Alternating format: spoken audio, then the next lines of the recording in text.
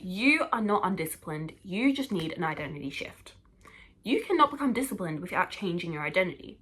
You might say, what is an identity? What's a self-identity?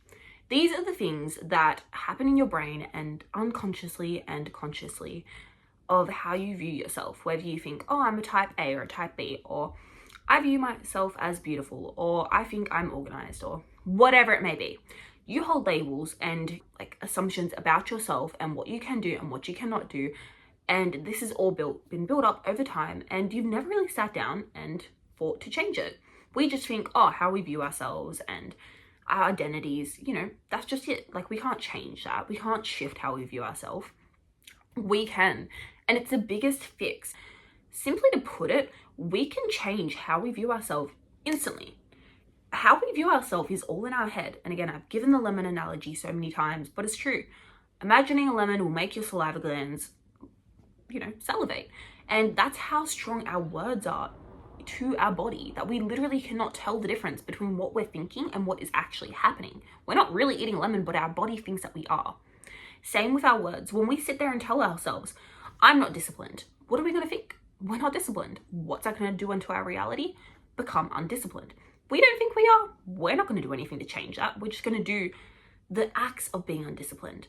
As soon as we can shift down our head and be like, no, I am disciplined, and you know what it takes to be disciplined, like, you know what discipline is. That is meaning doing stuff even when you don't want to, keeping your area clean, being organized, getting through stuff that's even difficult, etc., etc. We know what makes a disciplined person. Why can't we do it? Even though we want to so bad, that's because we need to shift our identity into someone who is disciplined. Once you do it, you can do it right now. And it's not even being delusional. It's just simply changing, oh, I'm a disciplined person now. I used to not be disciplined, but I am disciplined now. Stepping from that moment, your brain thinks, oh, okay, I need to start doing stuff that makes a disciplined person. You're going to become more organized. You're going to keep your paperwork organized. You're going to know what you want. You're going to put down on paper what your goals are. You're then going to go do it. You're going to be disciplined. And, you're going to have mess ups. Sometimes, you might slip, but you need to get back from it and think, oh, that was just a bad day. I'm a disciplined person. We bounce back from that. It's all in your mind. What changes a disciplined person from not? Same person, different circumstances, but you know what I mean. It's their mindset. And sometimes from young, we are given, oh, they're just so unorganized. They're messy, rah, rah, rah, rah. And we've taken that on and we think, oh, okay, we're like that. Not all the time, but a lot of the time. We've been labeled as, type B, undisciplined, all these little, titles.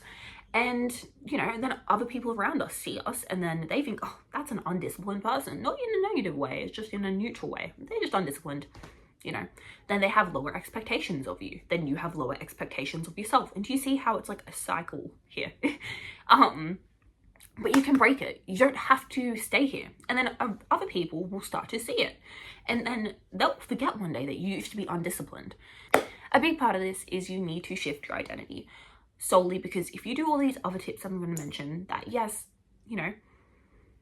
they're great tips, but if you do not shift your identity, they're not going to do anything because you still view yourself as undisciplined. You're just getting told some tips that a disciplined person would do, but you're not disciplined. But starting from now, you are. And I want you to look and view these tips as a disciplined person. Firstly, so organization. I think to be a disciplined person, you need to be organized. If you have your washing everywhere, all your clothes need to be washed, you've got nothing to wear, your house is trash, all your dishes, you can't get anything out, your groceries, you haven't even done your grocery shop, you've got nothing healthy in the fridge. What do we think that's going to do? Instantly, we wake up. We can't even get dressed because we don't even have clothes. We can't cook because we've got no cutlery. We can't cook because we have no food in the fridge. We can't do anything because all our files are everywhere and we can't even find anything we need to do for work or for uni or for whatever we're doing.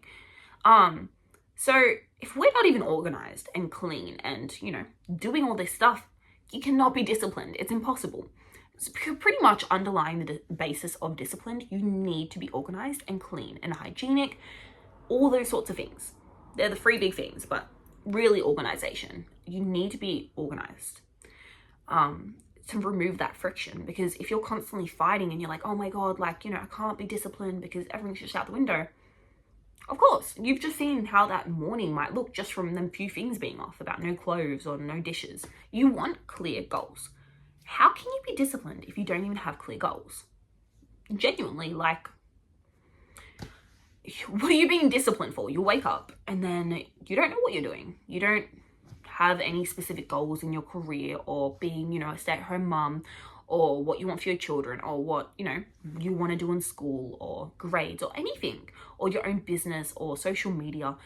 You don't know. You have no clear goals. So you're just like, you wake up, what are you going to do today? You don't know. You don't have to be disciplined because you don't have any goals to work towards. Where if you wake up and you're like, oh, I want to do really well in uni, I want to start making more money, I want to start social media content, this is just an example, then you will be able to have clear goals to work your day around that. And then automatically you're going to start becoming more disciplined because you actually have goals. Even if you're a stay-at-home mom and you're like, oh, I really want to be able to give a great education to my toddlers, if you don't have a clear goal of what that education might look like, you're going to wake up and you're going to have nothing prepared.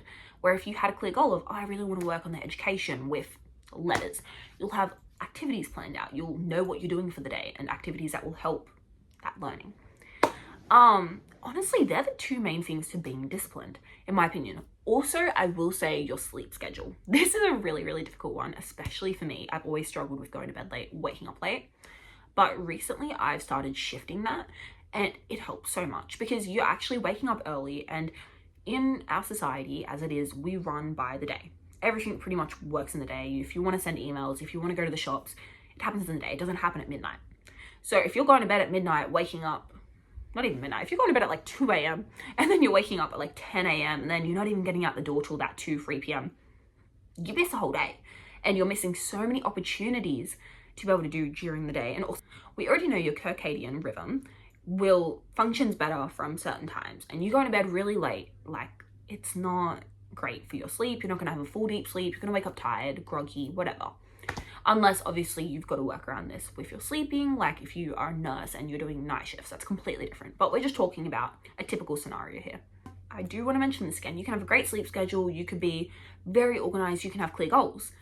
If you have a bad self-identity and you think, I won't achieve any of these goals, or I'm just messy naturally, you're not going to keep any of this up. Or you think, oh, I just go to bed late. That's just who I am. Everyone knows that. It's not going to work. You need to change your mind and think, oh, I have clear goals. I'm very organized. I go to bed early. Then it's going to remove that friction and make it so much easier to actually complete the task because you believe in yourself. And then other people around you will start seeing that, and then they will believe in you. It's a massive thing, self-identity, to be able to link all this together. But that's pretty much what I've got for this video.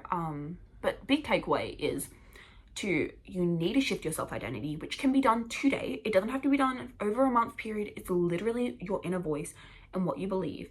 And as soon as you wrap around your head that you can change your self-identity, anyone can. I've done it. I know a lot of people online and in person who have done it. You just got to change your thoughts and how you view yourself, and your reality will start to shift.